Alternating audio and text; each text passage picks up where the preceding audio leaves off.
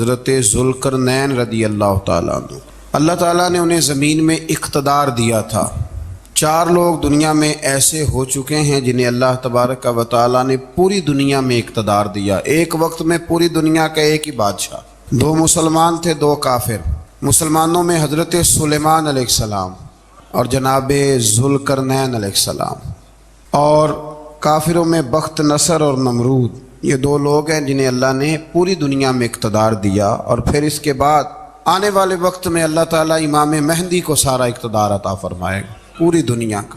حضرت ذوالقرنین کے بارے میں 2 روایات ہیں، ایک تو یہ ہے کہ وہ نبی تھے اور ایک یہ ہے کہ نہیں وہ ولی تھے، لیکن مجھے حضرت مولا علی شیر خدا رضی اللہ تعالیٰ عنہ کا قول ملا ہے جس میں آپ نے فرمایا کہ نہیں وہ نبی نہیں تھے، تو اس لیے میرا نظریہ یہی ہے کہ وہ اللہ کے ایک نیک بندے تھے۔ اللہ نے انہیں پوری زمین میں اقتدار دیا۔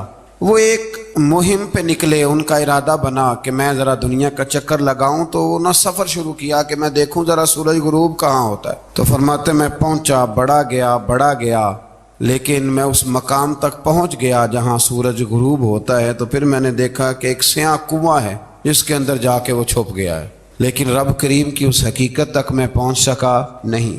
پھر آپ فرماتے ہیں کہ میں آگے نکلا تو مجھے ایک قوم کے بارے میں بتلایا گیا جو بڑی خونخوار قوم تھی، بڑی خونخوار، اس کو یاجوج اور ماجوج کہا جاتا ہے۔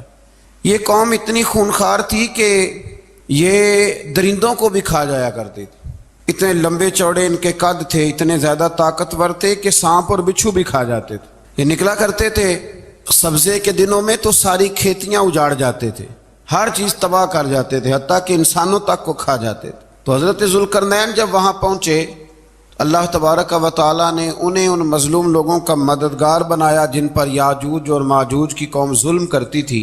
انہوں نے آپ سے کہا کہ حضور مہربانی فرمائیں، اس قوم سے تو ہماری جان چھڑائیں۔ آپ نے فرمایا تم میری مدد کرو۔ انہوں نے کہا حضور کس طرح؟ فرمایا بس جسمانی طور پر میری مدد کرو۔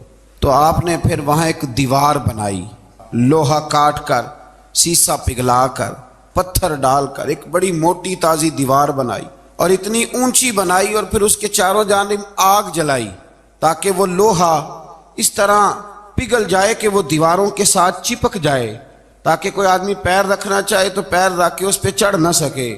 آپ نے وہ دیوار بنائی۔ اب اس قوم کا حال یہ ہوا کہ وہ اس کے اندر قید ہیں، وہ صبح جب اٹھتے ہیں تو اس کو توڑنا شروع کرتے ہیں، توڑتے رہتے ہیں، تو جب شام ہوتی ہے تو ان میں سے ہر روز ایک شخص کہتا ہے اتنی رہنے دو، باقی کل کریں گے، لیکن جب وہ سویرے اٹھتے ہیں تو اللہ تعالیٰ اس دیوار کو پھر سے مضبوط فرما دیتا ہے۔ نبی کریم علیہ السلام نے فرمایا قرب قیامت میں ایک وقت آئے گا، قیامت کے قریب جا کے ایک ٹائم ایسا آئے گا کہ اس مخلوق میں سے ہی ایک شخص پکارے گا اور پکار کے کہے گا کہ اب سو جاؤ انشاءاللہ۔ اللہ ان کی زبان پہ جاری کہے گا اب سو جاؤ اور سویرے انشاءاللہ یہیں سے شروع کریں گے۔ تو فرمایا وہ چونکہ انشاءاللہ کہیں گے تو پھر اللہ تبارک و تعالی اگلے دن اس دیوار کو وہیں پہ رکھے گا جہاں رات کو انہوں نے اسے چھوڑا تھا۔ اگلے دن وہ توڑیں گے تو دیوار ساری ٹوٹ جائے گی، اور پھر اللہ تبارک و تعالیٰ کا فضل ہوگا تو مسلمان کی طرف وہ بڑھیں گے، وہ قتل و غارت کریں گے، پھر سے وہی درندگی کریں گے۔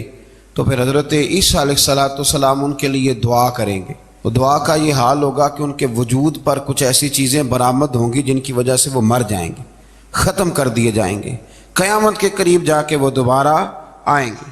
اس کے بعد پھر اللہ تبارک و تعالیٰ نے سورہ کہف کی آخری آیات میں 7 سمندر اور ان جیسے اور بھی آ جائیں، فرمایا 7 سمندر ہوں اور ان جیسے اور بھی آ جائیں اور مل کر وہ روشنائی بن جائیں تو میرے رب کے کلمات ختم ہونے سے پہلے سمندر ختم ہو جائیں گے۔ اور آخری آیت میں اللہ تعالیٰ نے فرمایا کہ اے رسول صلی اللہ تعالی علیہ وسلم آپ کہہ دیجئے کہ میں تمہاری طرح ہی ایک بشر ہوں، انا بشر مثلکم، میں بھی تمہاری طرح ایک۔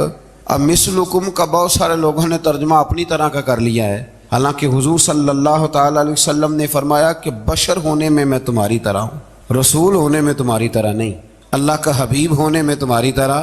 اور وہ یہ جو میں کہہ رہا ہوں نا نہیں، تو یہ صحیح بخاری کے لفظ ہیں، حضور نے فرمایا ایکم مثلی، کون ہے تم میں جو میری طرح ہو؟ اور تو اپنے رسول کے بارے میں یہ کہے کہ بکریاں چرا رہے تھے تو معاذ اللہ انہیں پتہ ہی نہیں تھا کہ میں نبی بن جاؤں گا، ایسی کوئی بات نہیں۔ اعلیٰ حضرت فرماتے ہیں اللہ اللہ وہ بچپنے کی پھبن، یعنی بچپن میں بھی رنگ ڈھنگ نرالے تھے میرے رسول کی۔ اللہ اللہ وہ بچپنے کی پھبن، اس خدا بھاتی صورت پہ لاکھوں سلام، اس خدا بھاتی صورت پہ۔ اور مرحوم اعظم چشتی نے بھی ایک جملہ بڑا خوبصورت کہا، اس نے کہا تیری حیات پاک کا ہر لمحہ پیغمبر لگے۔ انہوں نے اپنے چچا کو بے جان بتوں کی عبادت سے روکا، عذاب الہی سے ڈرایا۔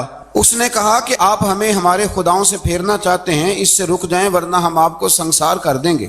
ابراہیم علیہ السلام نے کہا کہ میں آپ کے لیے اپنے رب سے استغفار کرتا رہوں گا، وہ مجھ پر بہت مہربان ہے۔ تو اللہ تبارک و تعالیٰ نے انہیں اسحاق علیہ السلام بیٹے اور یعقوب علیہ السلام پوتے کی بشارت دی، اور یہ بھی فرمایا کہ یہ دونوں نبی بھی ہوں گے۔ پھر آیت نمبر 51 سے لے کر 58 تک مختلف انبیاء کا ذکر ہے۔ اللہ تعالیٰ نے اس میں فرمایا کہ حضرت موسیٰ کو برگزیدہ رسول، نبی اور اللہ کا رازدار کہا گیا، اور حضرت ہارون کی نبوت کا بیان بھی ہوا، اور حضرت اسماعیل کو وعدے کے سچے، نماز اور زکوٰۃ کا حکم دینے والے رسول اور نبی اور اللہ کا پسندیدہ قرار دیا گیا۔ ادریس علیہ السلام کو صدیق نبی قرار دیتے ہوئے فرمایا کہ ہم نے ان کو بلند جگہ پہ بٹھایا ہے۔ کہاں ہے ادریس علیہ السلام؟ چوتھے آسمان میں بھی، اور جنت کا قول بھی ہے۔ دو روایتیں ان کے بارے میں ملتی ہیں۔ ایک تو یہ ہے کہ وہ حضرت ملک الموت سے ایک دفعہ کہنے لگے تو میرا یار نہیں بن جاتا؟ اللہ ہی بھلا کرے۔ حضرت اسرائیل کو کہنے لگے دوست بن جو، کہا بن جاتے ہیں، دوستی ہو گئی۔ فرمانے لگے یار موت کا ذائقہ کیسے چکھاتا ہے؟ کہنے لگا میں آپ کو چکھا دیتا ہوں۔ آپ کو موت کا ذائقہ چکھایا اور دوبارہ پھر روح ڈال دی، آپ اٹھ کے بیٹھ گئے۔ کہنے لگے دوزخ تو دکھا، نے وہ بھی دکھا دی۔ فرمایا جنت تو دکھا، جنت بھی دکھائی۔ تو کہنے لگا واپس چلیں، فرمانے لگے اب تو نہیں جانا۔ کیوں؟ فرمایا رب فرماتا ہے ہم فیہ خالدون، جو جنت میں آئے گا یہیں رہے گا۔ نے کہا جناب وہ تو پہلے موت کا ذائقہ چکھنا ہے، پل صراط جو دوزخ کے اوپر ہے وہاں سے گزرنا ہے۔ تو آپ فرمانے لگے یہ دونوں کام میں کر چکا ہوں اور تو نہیں کرائے ہیں، لہذا میں آ گیا ہوں تو میں نے یہیں پہ رہنا ہے۔ اب حضرت ملک الموت علیہ السلام نے عرض کی مالک یہ تیرا بندہ، فرمایا تیری دوست بھی اس کے ساتھ لگی تھی تو میری توفیق سے ہی لگی تھی، اور یہ یہاں تک آئے بھی میری توفیق سے ہی ہے، میرا ارادہ بن گیا انہیں یہاں رکھنے کا۔ میری طلب بھی تو تیرے کرم کا صدقہ ہے، میری طلب بھی تو تیرے کرم کا صدقہ ہے۔ یہ پاؤں اٹھتے نہیں بلکہ یہ اٹھائے جاتے ہیں، تو یہ بھی تو اس کا کرم ہوتا ہے نا کہ وہ کس طرح کر کے کسی کو نوازتا ہے۔ آیت نمبر 59 میں اللہ تعالیٰ کے فرما بردار اور سرکش بندوں کے احوال اور جو ان کے آخرت میں احوال ہوں گے ان کا ذکر کیا گیا ہے۔ آیت نمبر 66 میں بتایا گیا ہے کہ منکرین آخرت حیات بعد الموت کے بارے میں ہمیشہ شک میں مبتلا رہے۔ انہیں یقین ہونا چاہیے کہ مرنے کے بعد دوبارہ وہی خالق زندہ کرے گا جس نے پہلی بار بغیر کسی نام و نشان کے پیدا کیا۔ آیت نمبر 76 میں بتایا کہ جو لوگ گمراہی میں مبتلا ہیں ان کے ابتلا میں اضافے کے لیے مہلت کی مدت بڑھا دی جاتی، اور جو ہدایت یافتہ ہیں ان کو مزید استقامت نصیب ہوتی ہے۔ اللہ کے ہاں ثواب اور انجام خیر کے اعتبار سے باقی رہنے والی نیکیاں سب سے زیادہ بہتر، ایسی نیکیاں کریں جو باقی رہیں ہمیشہ، کیا کہتے ہیں صدقہ جاریہ۔ آیت نمبر 81 میں فرمایا کہ مشرکین اس امید پر اللہ کے سوا معبودان باطل کی عبادت کرتے ہیں کہ مشکل میں ان کی مدد کریں گے۔ فرمایا ہرگز نہیں، وہ ان کے دشمن بن کے عبادت کا انکار کریں گے۔ آیت نمبر 88 میں بتایا کہ کفار نے اللہ کی طرف اولاد کی نسبت کر کے نہایت سخت بات کی۔ یہ تو اتنا سنگین جرم ہے کہ اس سے آسمان پھٹ پڑے، زمین شک ہو جائے اور پہاڑ ریزہ ریزہ ہو جائیں۔ مزید فرمایا کہ آسمان اور زمین میں جو کوئی بھی ہے سب اللہ کے حضور بندے بن کے حاضر ہوں گے۔ آیت نمبر 97 میں فرمایا جو لوگ ایمان لائے اور نیک کام کیے عنقریب رحمان لوگوں کے دلوں میں ان کی محبت پیدا فرما دے۔ یہ جو شرک والا معاملہ ہے نا، یہ بڑا سادہ سا ہے۔ کچھ لوگ آج نئے فلسفی اٹھے ہیں تو وہ کچھ عجیب و غریب سی باتیں دہریوں جیسی کرنے لگے ہیں، اور بعض مضامین ہم دیکھتے ہیں تازے جو چھپتے ہیں ان کے اندر بھی وہ اشارتاً کنایاتاً مذہب کی بنیاد پر تقسیم نہیں ہونی چاہیے، انسان بحیثیت انسان قابل تکریم ہے۔ تو ایک بات سمجھ لیں کہ جو مکان کی رجسٹری آپ کے نام ہے اگر کوئی اور دعویٰ کرے اس کا تو آپ کو برداشت ہے؟ یہ ہو نہیں نہ سکتا میاں۔ ملک میں وزیر کئی ہو سکتے ہیں پر وزیر اعظم ایک ہوتا ہے، اس کو سمجھ لیں۔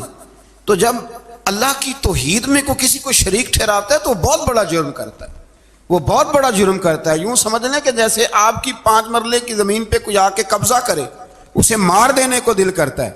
اس لیے یہ ساری زمین رب کریم کی ہے، آسمان و زمین کا خالق اور مالک۔ تو شرک ناپسندیدہ بات، ناپسندیدہ۔ سورہ طٰہٰ شروع ہوتی ہے۔ اس سورہ طٰہٰ میں نبی پاک صلی اللہ تعالی علیہ وسلم کو رب کریم نے فرمایا کہ محبوب قرآن اس لیے نازل نہیں کیا تھا کہ آپ مشقت میں پڑ جائے۔ نبی کریم لمبی لمبی نمازیں پڑھتے تھے، لمبی لمبی۔ تو قرآن مجید نے کہا طٰہٰ ما انزلنا علیک القرآن لتشقیٰ، محبوب قرآن اس لیے نازل نہیں کیا کہ آپ مشقت میں پڑ جائیں۔ حضور لوگوں کو بڑی جد و جہد کے ساتھ دین کی طرف بلاتے تھے، تو کہا محبوب قرآن اس لیے نازل نہیں کیا تھا کہ آپ مشقت میں پڑ جائیں۔ آپ تو مشقت کرنے لگ گئے۔ وہ یا رب اپنے محبوب کو کہہ رہا ہے، جیسے سورہ مزمل میں بات ہوئی نا کہ محبوب تھوڑا آرام بھی فرما لیا کر، محبوب تھوڑا آرام بھی فرمائے۔ پھر فرمایا کہ یہ قرآن نصیحت کے لیے نازل ہوا ہے، اور اللہ ظاہر و باطن سب کو جانتا ہے، اور وہ وحدہ لا شریک ہے، اور سارے اچھے نام اسی کے ہیں۔ آیت نمبر 10 میں فرمایا کہ مدین سے واپسی کے سفر کے دوران موسیٰ علیہ السلام اس واقعے کا بیان کیا کہ وہ اپنی جگہ پر رکے ہوئے تھے، تو وہیں انہیں غیب سے ندا آئی کہ اے موسیٰ میں آپ کا رب ہوں، آپ وادی مقدس میں ہیں تو ادباً اپنے جوتے اتار دیجئے، میں نے آپ کو چن لیا ہے، میرے پیغام وحی کو توجہ سے سنیے، میں اللہ وحدہ لا شریک ہوں، میری بندگی کیجیے، میری یاد کے لیے نماز قائم کیجیے، قیامت آنے والی ہے، اسی کی طرف آپ توجہ فرمائیے۔ اسی موقع پر آپ کو جو معجزات عطا کیے گئے ان کا بھی ذکر ہے، اور وہ ہم پیچھے بہت ساری جگہوں پہ اس کا ذکر کر آئے کہ اللہ تعالیٰ نے ان کو ایک ایسا عصا عطا فرمایا تھا کہ وہ ایک دم میں ہی بہت اژدہا اژدہا بن جایا کرتا تھا، اور پھر حضرت سیدنا موسیٰ علیہ السلام اپنا ہاتھ گریبان میں ڈال کے نکالتے تھے تو آفتاب کی طرح روشن ہو جاتا تھا۔ اقبال کہتے ہیں یدے بیضا لیے بیٹھے ہیں اپنی آستینوں، یدے بیضا لیے، چمکتے ہوئے ہاتھ ہیں ان کے، تو یہ اپنی آستینوں میں چھپا کے بیٹھے ہیں۔ پر اقبال نے یہ ولیوں کے لیے کہا ہے، نہ پوچھ ان خرقہ پوشوں کی، ارادت ہو تو دیکھ ان کو، ارادت ہو تو محبت کے ساتھ دیکھ، تنقید کے ساتھ تو پتہ ہے پھر بندے کو کوئی شے نہیں ملتی، آنکھیں گونگ ہو جاتی۔ ارادت ہو تو دیکھ ان کو، یدے بیضا لیے بیٹھے ہیں اپنی آستینوں میں۔ پھر اللہ تعالیٰ نے نا حضرت موسیٰ علیہ السلام کو حکم دیا تھا کہ فرعون کو دعوت دیں، تو حضرت موسیٰ نے دعا مانگی جو آیت نمبر 25 اور 28 میں موجود ہے، رب اشرح لی صدری ویسر لی امری واحلل عقدۃ من لسانی یفقہوا قولی، اے میرے رب میرے لیے میرا سینہ کھول دے، میرے لیے میرا کام آسان کر دے، میری زبان کی گرہ کھول دے تاکہ وہ لوگ میری بات کو سمجھ سکیں۔ یہ آپ نے دعا فرمائی، اور آگے جا کے مزید آپ نے التجا کی کہ میرے خاندان میں سے میرے بھائی ہارون کو اس مشن میں میرا وزیر بنا دے تاکہ مجھے تقویت ملے، اور اسے میرا شریک کار بنا دیجیے۔ اللہ تعالیٰ نے ان کی اس دعا کو قبول فرما لیا۔ آیت نمبر 38 سے حضرت موسیٰ علیہ السلام کی پیدائش کا ذکر ہوتا ہے، اور یہ تقریباً آیت نمبر 76 تک چلتا ہے۔ واقعہ آپ نے پہلے بھی سنا ہوا ہے، اپنے لفظوں میں بھی عرض کیے دیتا ہوں۔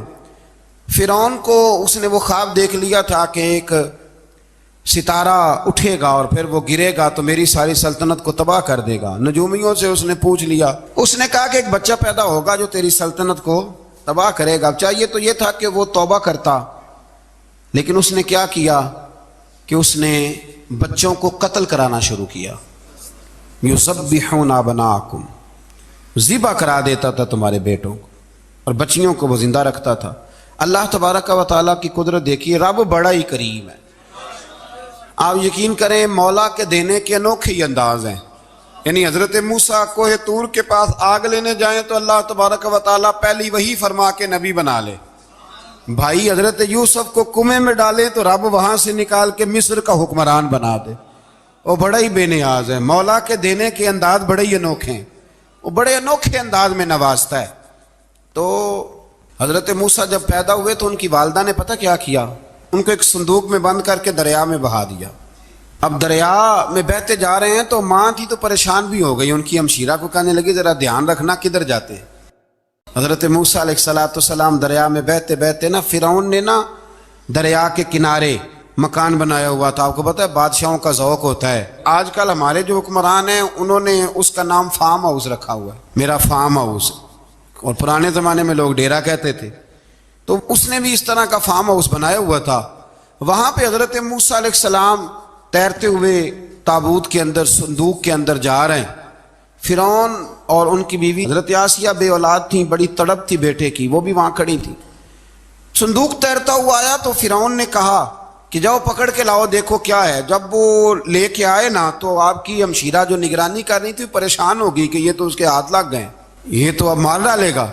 لیکن جب خوبصورت اور چمکتا ہوا بچہ دیکھا تو بی بی آسیہ کہنے لگی یہ بنی اسرائیل کا ہے ہی نہیں, یہ تو پتہ نہیں کہاں سے بہتا ہوا یہاں آ گیا ہے, تو ایسے ہی چھوڑ, یہ پتہ نہیں کہاں سے رکھ نہ لیں.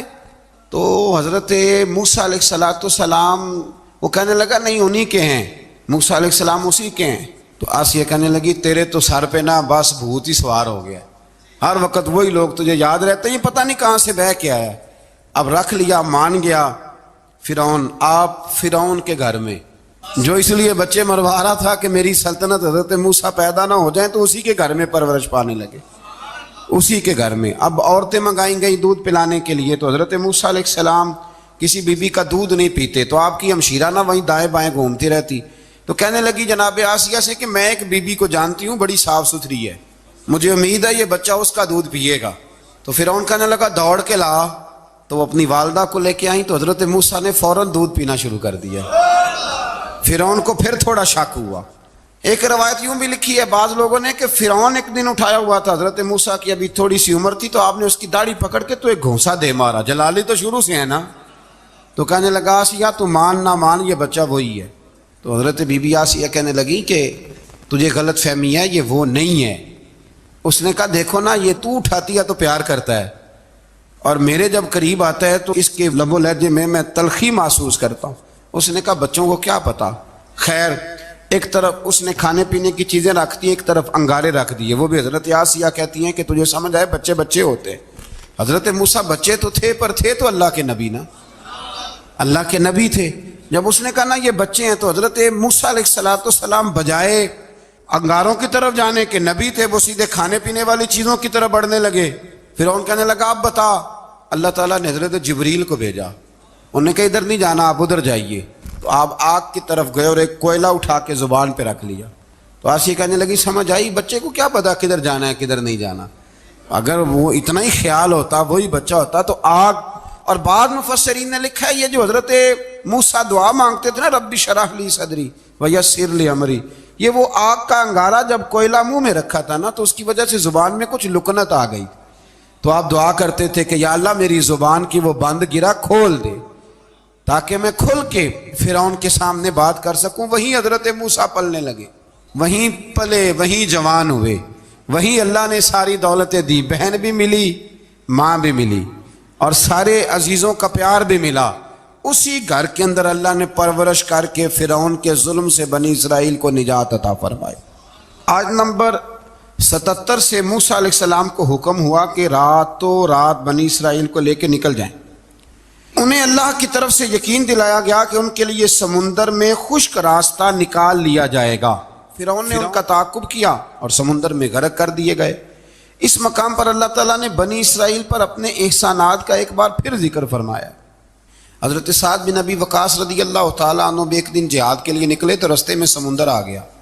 حضرت موسیٰ کی قوم کو نا سمندر نے رستہ دیا تھا. تو جناب سعد بن ابی وقاص سمندر کے کنارے کھڑے ہو کے, اب وہ لوگ پوچھنے لگے حضور کیا کرنا ہے. فرمایا کرنا کیا ہے, ابھی دیکھیں کیا ہوتا ہے. تو فرمانے لگے وہ سمندر و دریا اگر تو حضرت موسیٰ کی نافرمان قوم کو رستہ دیتا ہے تو ہم تو رسول اللہ کے فرما بردار غلام ہیں, ہمیں بھی رستہ دے. تو 12 رستے بن گئے دریا میں سے. جناب سعد بن ابی وقاص لشکر لے کے گزر گئے, باہر گئے تو ایک دفعہ پھر صحابہ کو یقین دلایا. فرمایا کسی کی کوئی چیز تو نہیں رہ گئی دریا میں. دشت تو دشت ہیں دریا بھی نہ چھوڑے ہم, بحر ظلمات میں دوڑا دیے. اب میں کیا کروں, علامہ اقبال نے ہر جگہ کلام لکھا ہے, ہر جگہ. یہ آپ کو پتہ نا, ایک صاحب مجھے بھی سمجھا رہے تھے, میں نے جمعے بھی وضاحت کی, کہنے لگے آپ اقبال کی بڑی تعریفیں کرتے ہیں. میں نے کہا مجبوری ہے، وہ کام ہی تعریفوں والے کرتے ہیں تو ہو جاتی ہیں، کیا کیا جائے. آمدام برسر مطلب. تو حضرت سعد بن ابی وقاص نے پوچھا کچھ رہ تو نہیں گیا؟ کہا جناب پیالہ رہ گیا میرا مٹی کا دریا میں. تو حضرت سعد بن ابی وقاص کہنے لگے کوئی مسئلہ نہیں، ہم رسول اللہ کے غلام ہیں. اور اس پر بڑی دلائل ہیں، وقت نہیں ہے آگے بڑھنا ہے. فرمایا او دریا، او ہمارا پیالہ تو واپس کر دے. تو ایک لہر آئی تو پیالہ بھی کنارے پہ پھینک گئی. تو اللہ تعالیٰ نے حضرت موسیٰ علیہ السلام کو کی قوم کو وہاں سے نجات دی. آیت نمبر 85 سے سامری کا ذکر ہے. سامری ایک جادوگر تھا. جب حضرت موسیٰ علیہ السلام تشریف لے گئے نا کوہ طور پہ، تو اس نے نا سونے کا ایک بچڑا بنا دیا تھا، اور اس کے منہ میں ایسی تاریں اس نے لگائی تھیں کہ جب ہوا چلتی تھی تو وہ تاریں بجتی تھیں. مفسرین نے لکھا ہے. تو بنی اسرائیل والوں کو یہ کہتا تھا دیکھو یہ بولتا ہے. تو بڑے کمزور ایمان کے لوگ تھے، اس طرف متوجہ ہو گئے. حضرت موسیٰ علیہ السلام واپس آئے تو انہوں نے پوچھا کہ یہ ماجرا کیا ہے. تو اس نے کہا کہ میں نے نا حضرت جبریل علیہ السلام کا گھوڑا جب چل رہا تھا تو ان کے پاؤں سے جو مٹی لگ رہی تھی وہ مٹی میں نے تھوڑی اٹھا لی تھی، اور وہ میں نے اس کے منہ میں رکھی ہے، جس کی وجہ سے اس کے منہ سے آواز ہے. وہ مٹی کب اٹھائی تھی وہ بھی لکھا ہے مفسرین نے کہ حضرت موسیٰ علیہ السلام نے جب کہا نا بنی اسرائیل والوں کو کہ گھوڑے ڈالو اندر، حالانکہ رستے بن بھی گئے تھے، پھر بھی کہنے لگے ایسا نہ ہو کہ اندر جائیں تو پانی پھر آ جائے. تو یہ جاتے نہیں تھے، ڈرتے تھے، کمزور ایمان کے لوگ تھے نا. اصل مسئلہ نا اندر کا ہے. آپ یقین کریں یہ بڑی باکمال بات ہے. میں تو اس نتیجے پہ پہنچا ہوں تھوڑی سی زندگی گزار کے کہ یقین اگر مضبوط ہو نا تو انسان کی زندگی کا ہر کٹھن رستہ آسان ہو جاتا ہے. لیکن جن لوگوں کے اندر مسائل بہت زیادہ ہوتے ہیں ان کے لیے بیرونی کوئی کام کرنا بھی بڑا ہی مشکل ہوتا ہے. تو یہ لوگ کہنے لگے کیسے اندر جائیں گے تو پھر نہ پانی مل جائے. تو حضرت جبریل امین آئے گھوڑی پہ بیٹھے ہوئے، انہوں نے آگے آگے گھوڑی دوڑائی. تو آگے گھوڑی دوڑی تو ان کے گھوڑے خود بخود پیچھے دوڑ پڑے. حضرت سیدنا جبریل کی گھوڑی جہاں پیر رکھتی تھی وہاں سے سبزہ اگتا تھا. سامری جادوگر تھا، حیرت انگیز چیزوں کو جمع کر لیتا تھا. اس نے وہ جمع کر کے رکھ لی اور بچڑا بنا دیا. تو حضرت موسیٰ علیہ السلام نے جب اس سے پوچھا تو اس نے یہ بات بتائی اور کہنے لگا یہ تدبیر مجھے میرے نفس نے سجائی تھی. حضرت موسیٰ نے اس سے کہا تو یہاں سے چلا جا، زندگی میں تیرے لیے وحشت کی سزا ہے اور تیری سزا کا وقت آخرت میں مقرر ہے. وحشت کا بھی عذاب ہوتا ہے کچھ لوگوں کو وحشت کا عذاب یہ ہوتا ہے. یعنی انسان ہر وقت خوف زدہ رہے. آیات بتاتی ہیں کہ اس پر کون سا عذاب ہے، اس پر ایک وحشت طاری رہے. اللہ سے دعا مانگیں اللہ تبارک و تعالی ان ساری آزمائشوں سے ہمیں محفوظ فرمائے. اسی تسلسل میں پھر قیامت اور سور پھونکے جانے کا ذکر ہے. آیت نمبر 105 سے فرمایا کہ لوگ آپ سے پہاڑوں کے متعلق سوال کرتے ہیں، آپ ان سے کہہ دیجئے میرا رب انہیں ریزہ ریزہ کر دے گا اور پوری زمین ہموار میدان کی طرح ہو جائے گی. آیت نمبر 109 میں قیامت کی ہولناکیوں کا ذکر ہوا اور فرمایا آج اللہ کی بارگاہ میں کسی کو مجال شفاعت نہیں ہوگی سوائے اس کے جسے وہ اذن شفاعت عطا کرے اور جس کے قول سے وہ راضی ہو. آیت نمبر 110 سے اکڑی گردنوں کے حی و قیوم کے سامنے جھکنے، ظالموں کے نامراد ہونے اور مومنین صالحین کے کامیاب ہونے کا ذکر ہے. آیت نمبر 114 میں علم میں اضافے کی تعلیم کے لیے دعا ارشاد فرمائی گئی ہے جو بڑی معروف ہے، رب زدنی علما. آیت نمبر 115 سے اس بات کا ذکر ہے کہ آدم علیہ السلام جو جنت میں درخت کے قریب چلے گئے تو یہ ان کی بھول اور اجتہادی خطا تھی. اللہ نے خود وضاحت فرما دی اور انہوں نے قصداً اللہ کے حکم کی نافرمانی نہیں کی. آدم علیہ السلام کو جنت میں داخل کر کے بتایا کہ یہاں نہ بھوک لاحق ہوگی، نہ بے لباسی ہوگی، نہ پیاس لگے گی، نہ ہی دھوپ کی تپش محسوس ہوگی، اور یہ کہ آپ اپنے دشمن شیطان کی چالوں سے بچے رہیں گے. اس مقام پر قرآن نے اس موضوع کو پھر بیان کیا کہ شیطان نے وسوسہ ڈالا اور مخلص اور ہمدرد کا روپ دھار کر ان کو بہکایا.